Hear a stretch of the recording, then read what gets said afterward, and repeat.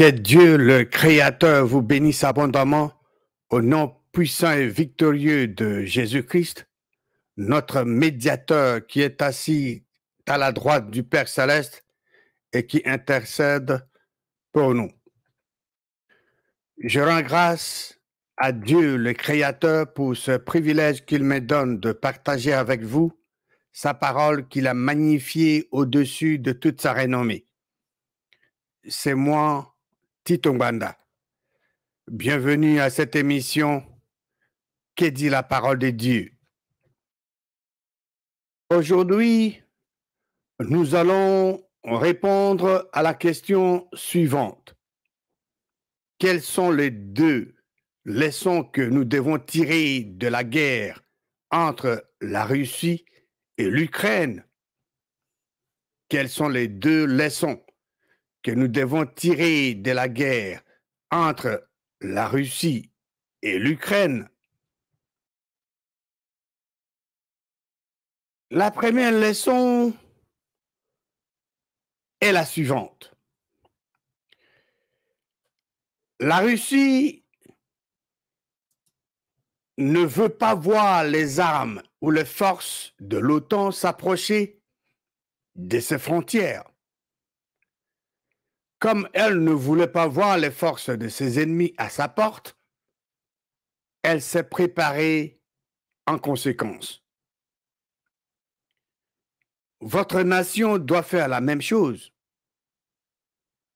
Vous ne devez pas permettre aux forces de vos ennemis de s'installer chez vous ou de s'approcher de vos frontières. N'est-ce pas? C'est très important. Votre nation doit connaître toutes ces choses et prendre des dispositions pour ne pas permettre à l'ennemi de s'installer chez vous ou de s'approcher de vos frontières, pardon. La deuxième leçon, c'est quoi? Du côté de l'Ukraine, voyons du côté de l'Ukraine. Les Ukrainiens comptaient sur leurs amis, mais quel en est le résultat? Ne comptez pas sur les autres. Comptez sur Dieu et sur vous-même.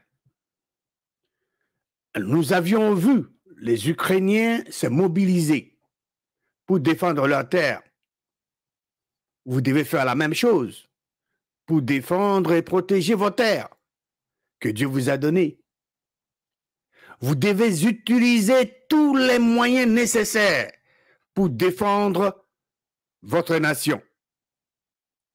Nous avions vu à la télévision le militaire ukrainien qui entraînait leurs frères civils comment utiliser les armes pour défendre leur terre.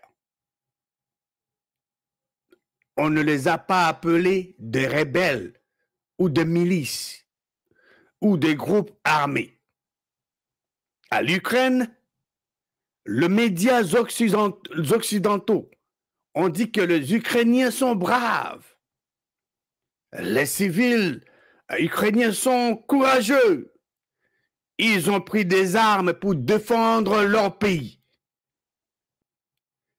Ailleurs, quand les hommes et les femmes font la même chose, les mêmes médias occidentaux disent que ce sont des milices, ce sont des groupes armés ou des rebelles. Ma question à vous personnellement est la suivante. À qui faites-vous confiance? Aux Russes ou aux Occidentaux? Quand la guerre a commencé à l'Ukraine, le monde est divisé en deux. Il y a des nations qui supportent et qui donnent raison à la Russie. Il y a aussi des nations qui supportent et qui donnent raison à l'Ukraine. Quand la guerre avait commencé chez vous, est-ce que les nations du monde s'étaient mobilisées pour vous supporter? Ça, c'est la première question. La deuxième question, quand votre pays était envahi, occupé et pillé par vos ennemis, est-ce que les nations du monde et les médias du monde s'étaient mobilisés pour condamner vos agresseurs comme ils le font aujourd'hui avec l'Ukraine? Troisième question, quand des millions de personnes sont tuées chez vous, est-ce que les nations du monde se sont mobilisées pour vous venir en aide, pour vous donner de milliards de dollars pour acheter des armes afin de vous permettre de défendre votre pays? Si la réponse à toutes ces questions est non, alors voici notre recommandation pour vous. Faites confiance à Dieu, le Créateur, et non aux hommes. Faisons confiance à Dieu, le Créateur, et non aux hommes. Si nous voulons la vraie délivrance, si nous voulons être bénis et prospères, faisons confiance à l'Éternel Dieu et non aux hommes. Nous devons absolument nous confier à l'Éternel Dieu, lui faire confiance et non aux hommes. À moins que nous ne connaissions vraiment que Dieu le Créateur est, qui Dieu le Créateur est, nous ne pourrons lui faire confiance et seront par conséquent perdants sur tout le plan. Dans le livre des Proverbes, chapitre 22, au verset 19, la parole de Dieu nous dit ceci: afin que ta confiance repose sur l'Éternel, je veux t'instruire aujourd'hui, oui, toi. Que nous dit Proverbe 22, 19? Afin que ta confiance repose sur qui? Il est dit, afin que ta confiance repose sur l'Éternel, non sur l'homme. Faire confiance veut dire s'appuyer sur, se reposer sur, compter sur. Ta confiance, ton refuge, ton appui, ta sécurité, ton assurance doit avoir pour base, socle, fondement, le Dieu Tout-Puissant. Ne vous confiez pas à l'homme. Vous devez vous confier plutôt à Dieu, le Créateur. Allons dans le livre de Jérémie, chapitre 17. Jérémie 17. Et nous allons lire le verset 5 à 8. Verset 5. Ainsi parle l'Éternel. Qui parle? Ce n'est pas l'homme, c'est l'Éternel qui parle. Ainsi parle l'Éternel. Maudit soit l'homme qui se confie dans l'homme, qui prend la chair pour son appui et qui détourne son cœur de l'Éternel.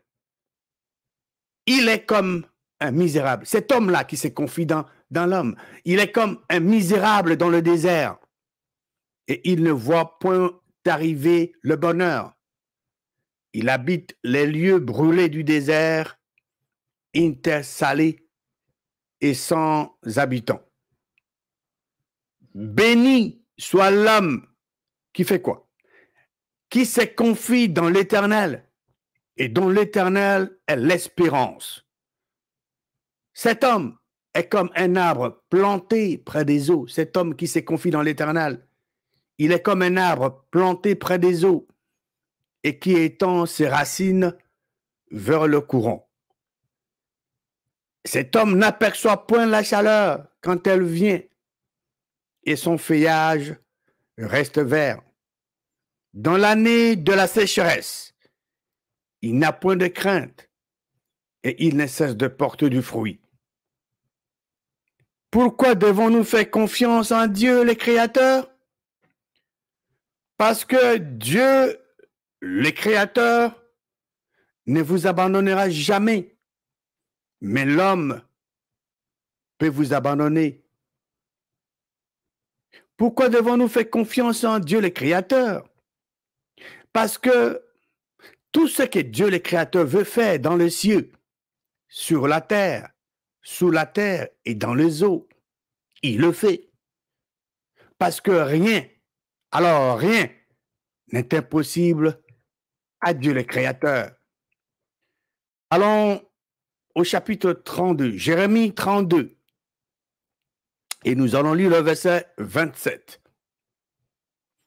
Il est écrit, « Voici, je suis l'Éternel, le Dieu de toute chair. Quelque chose est-il trop difficile pour moi? » Voici ce que nous dit la version de la Bible de Jérusalem. Jérémie 32, verset 27. « Voici, je suis Yahweh, le Dieu de toute chair. Y a-t-il pour moi quelque chose d'impossible? » Le français courant dit ceci, Jérémie 32, verset 27. « Je suis le Dieu de tout ce qui vit, moi le Seigneur. Rien n'est trop difficile pour moi. Si rien n'est trop difficile pour Dieu le Créateur, si rien n'est impossible pour Dieu le Créateur, alors pourquoi ne pas lui faire confiance? Il ne ment point. Les hommes mentent comme ils respirent. Lisons, allons dans le livre de Nombre, chapitre 23. Nombre 23. Et nous allons lire le verset 19. Il est écrit, « Dieu n'est point un homme pour mentir. » C'est clair. Est-ce que vous avez besoin d'un dictionnaire pour comprendre ce que Dieu nous communique dans ce verset? Dieu n'est point un homme pour mentir. L'homme ment. Les hommes mentent. Dieu ne ment point. Dieu n'est point un homme pour mentir, ni fils d'un homme pour se repentir. Ce qu'il a dit, ne le fera-t-il pas? Ce qu'il a déclaré, ne l'exécutera-t-il pas? Dieu n'est pas un homme pour mentir, ni fils de l'homme pour se repentir. Dieu, le Créateur, est digne de confiance. Lui, de qui nous avons la vie, le mouvement et l'être. Lui qui nous rassure que jamais il ne nous abandonnera. Jamais il ne nous délaissera. Dieu, le Créateur, prend soin de nous dans le moindre détail. Pourquoi? Parce que rien n'est caché devant lui et rien ne lui est impossible ni trop difficile. Dieu, le Créateur, réalise toutes ses promesses quand les gens croient. Cherchez un refuge en l'Éternel, Dieu, mais ne vous confiez pas à l'homme et ne vous confiez pas non plus au grand. Cherchez un refuge en l'Éternel que de se confier à l'homme. Allons dans le livre des psaumes, psaume 118. Lisons le verset 5 à 9. Psaume 118, verset 5. Du sein de la détresse, j'ai invoqué l'Éternel. Et qu'est-ce que l'Éternel a fait? L'Éternel m'a exaucé, m'a mis au large. Verset 6. L'Éternel est pour moi. Je ne crains rien. Que peuvent me faire des hommes? Verset 7. L'Éternel est mon secours. et je me réjouis à la vue de mes ennemis. Verset 8. Mieux vaut chercher un refuge en l'Éternel que de se confier à l'homme. Voilà. Cherchez un refuge en l'Éternel. Ne vous confiez pas à l'homme. Verset 9.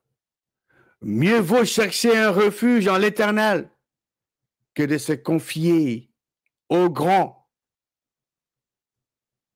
Vous et moi, nous devons chercher un refuge, la protection en l'Éternel, que de nous confier au grand. Allons dans le livre des Proverbes, chapitre 3, Proverbes, chapitre 3, et nous allons lire le verset 3 à 6, pardon. Nous lisons le verset, Proverbe 3, verset 5 à 6 plutôt. Verset 5. Confie-toi en qui? Confie-toi en l'Éternel. La parole de Dieu ici est individuelle. C'est toi, individu. Confie-toi en l'Éternel. Comment? De tout ton cœur. Cela veut dire 100% de ton cœur, pas 99% de ton cœur, mais à 100%. Confie-toi en l'Éternel de tout ton cœur et ne t'appuie pas sur ta sagesse. Et reconnais-le dans toute voie. C'est toi qui dois reconnaître l'Éternel Dieu dans toutes tes voies. Et en faisant cela, la suite du verset dit, et il, l'Éternel, aplanira tes sentiers. Pour que l'Éternel aplanisse tes sentiers, tu dois le reconnaître dans toutes tes voies.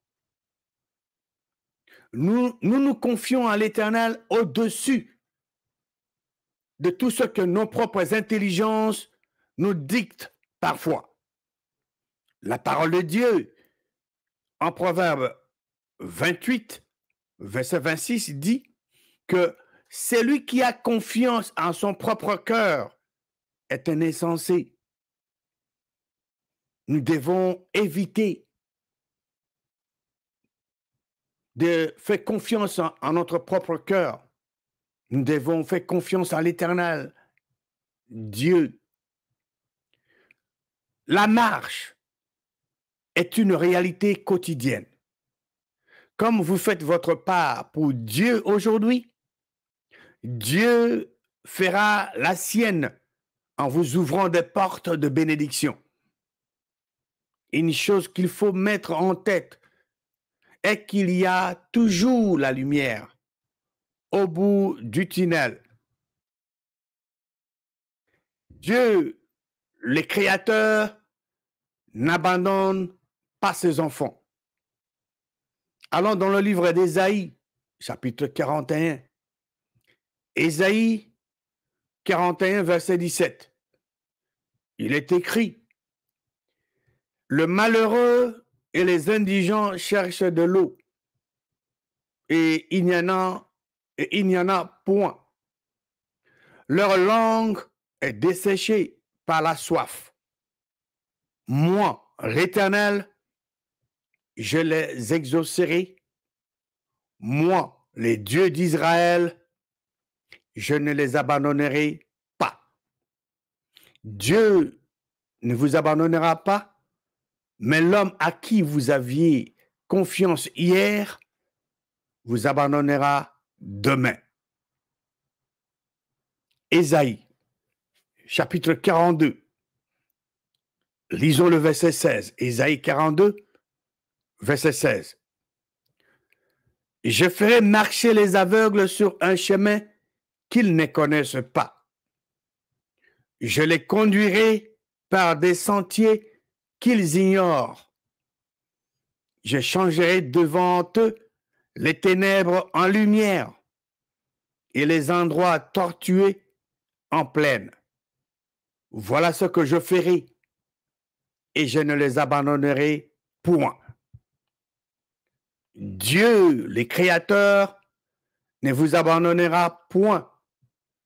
Mais l'homme qui avait toute votre confiance hier vous abandonnera demain. C'est pourquoi nous vous exhortons de faire confiance à Dieu le Créateur et non aux hommes. Les hommes mentent comme ils respirent, mais Dieu le Créateur ne ment jamais. Il est impossible à Dieu le Créateur de mentir. Proverbe chapitre 22, lisons le verset 19 à 21. Proverbe 22, verset 19. Afin que ta confiance repose sur l'Éternel, je veux t'instruire aujourd'hui. Oui, toi. N'ai-je pas déjà pour toi mis par écrit des conseils et de réflexions pour t'enseigner des choses sûres, des paroles vraies, afin que tu répondes par des paroles vraies à celui qui t'envoie? Avez-vous besoin des conseils et de réflexions? Dieu, le Créateur, les a déjà mis par écrit pour vous. Pour quel but? Nous venons de le lire. Pour t'enseigner des choses sûres, des paroles vraies, afin que tu répondes par des paroles vraies à celui qui t'envoie. Vous savez, la confiance est tributaire de la connaissance de la parole de Dieu. Peu importe la situation à laquelle nous faisons face, peu importe la grandeur de notre défi, Dieu le Créateur est notre refuge, notre assurance, notre appui, notre rempart, notre force. Il sera toujours présent pour nous apporter la délivrance. Dieu, le Créateur, ne nous délaissera jamais et ne nous abandonnera jamais. Toute personne qui se confie en l'Éternel Dieu, en marchant selon sa parole, sera toujours bénie et prospère. Faites confiance à Dieu le Créateur et que votre nation prenne des actions concrètes pour bâtir une armée forte, très bien entraînée, très bien équipée, très bien payée. Bref, ne comptez pas sur les autres, ne comptez pas sur le soi-disant ami, mais comptez sur Dieu le Créateur et sur vous-même, et que votre nation mette sur pied une armée puissante, capable de détruire ou d'écraser vos ennemis, parce que l'ennemi ne comprend que le langage de force. Ensuite, votre nation doit enseigner ou inculquer aux hommes et femmes de votre pays toutes les méthodes pratiques et nécessaires de défense qui leur permettront de défendre et de protéger votre pays comme cela se passe à l'Ukraine. Faisons confiance à Dieu le Créateur et non aux hommes. Les hommes mentent comme ils respirent, comme je l'avais souligné, mais Dieu le Créateur ne ment jamais. C'est une impossibilité pour Dieu de mentir. Et cette confiance absolue au seul unique vrai Dieu est l'une des solutions de l'Éternel Dieu que nous proposons aux hommes qui l'aiment. Que Dieu Tout-Puissant vous bénisse abondamment au nom triomphant de Jésus-Christ.